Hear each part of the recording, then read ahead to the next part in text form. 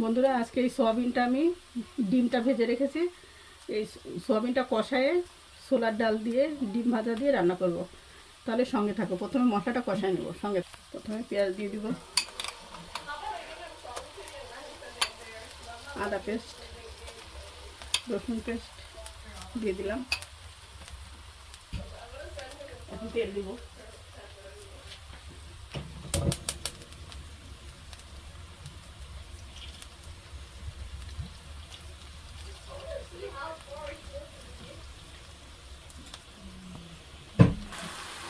বন্ধুরা, এখন আমি তেজপাতা দিয়ে দিব,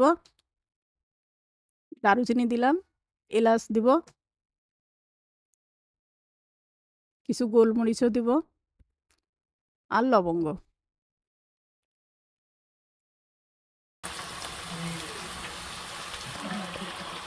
হলুদ দিয়ে দিলাম, ধনিয়ার গুঁড়া দিলাম, জিরার গুঁড়ো হাফ চামচ দিলাম, মরিচের গুঁড়া দিয়ে দিলাম। বন্ধুরা, এখন আমি সয়াবিনটা ধুয়ে রেখেছি, এখন দিয়ে দিলাম। এটা কষাবো সুন্দর করে।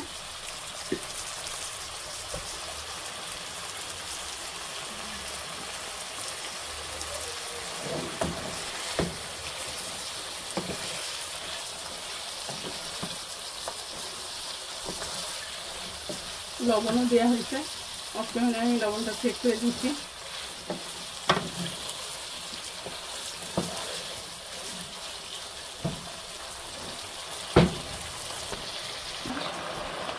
বন্ধুরা, ডালটা ভিজায় রাখছিলাম, ডালটা দিয়ে দিচ্ছি। হলুদটা একটু কম মনে হচ্ছে, এই জন্য আরেকটু হলুদ আমি দিলাম। অসুবিধা নেই, যেহেতু এখন কষাবো তো। মরিচ দিয়ে দিলাম। এখন পানি দিয়ে দেবো, এটা কষানো হয়ে গেছে।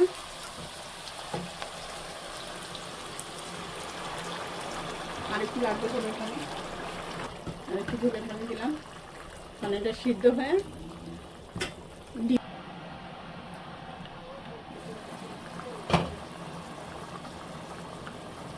এখন ডিমটা দিয়ে দেবো।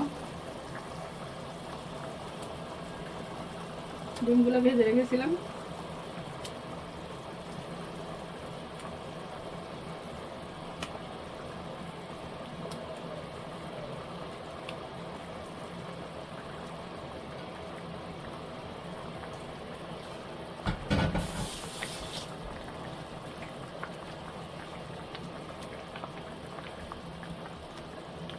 এখন একটু ঢেকে দেবো।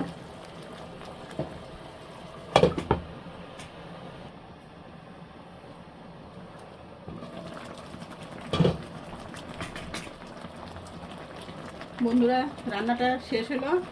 এখন আমি জিরার গুঁড়া দিয়ে দেবো, ভাজা জিরার গুঁড়া আমি ভেজে রেখে দিয়েছি। এই গুঁড়াটাই আমি দিয়ে দিলাম।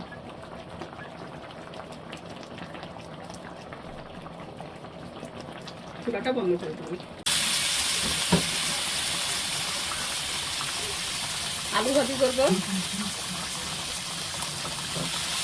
এই জন্য আলুটা দিয়ে দিলাম। আলুতে অনেক পানি, আর এই আমেরিকার আলুগুলো খুব দ্রুত সিদ্ধ হয়ে যায়, এই জন্য এটা চিপে চিপেই দিব। আমি মেশিনে আলুটা কুচি করে নিচ্ছি। আর বাংলাদেশে আলুটা তো অনেক শক্ত, আরও পানি দিয়ে সিদ্ধ করতে হয়। এখানের আলুগুলো খুবই সুন্দর, সব কিছুই ভালো, খাবার সবই ভালো এখানে।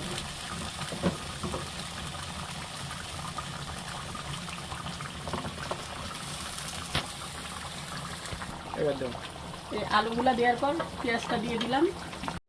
পেঁয়াজটা দিলাম। বন্ধুরা, আলু ভাজি করবো। আর একটু তেল দিলাম, আমি তেলটা কম হয়েছে আলু ভাজিতে। মরিচ দিয়ে দেবো, লবণ দিয়ে আমি মাখাইছি, এই জন্য এখন আর দিব না। চেক করে লাস্টে আবার যদি লাগে দিব লবণটা। মরিচটা একটু লাগবে, আলু ভাজিতে একটু ঝাল না হলে ভালো লাগে না। বন্ধুরা, আলু ভাজিটা হয়ে গেল, এখন চুলাটা বন্ধ করে দেবো। হ্যালো বন্ধুরা, আজকে ডিনারে থাকছে ছোলার ডাল দিয়ে ডিম রান্না আর আলু ভাজি আর আমার পছন্দের কাঁচামরিচ। তাহলে বন্ধুরা, আমার ভিডিওটি ভালো লাগলে লাইক, কমেন্ট, শেয়ার আর সাবস্ক্রাইব করো। তাহলে আজকে এ পর্যন্ত। আল্লাহ হাফেজ।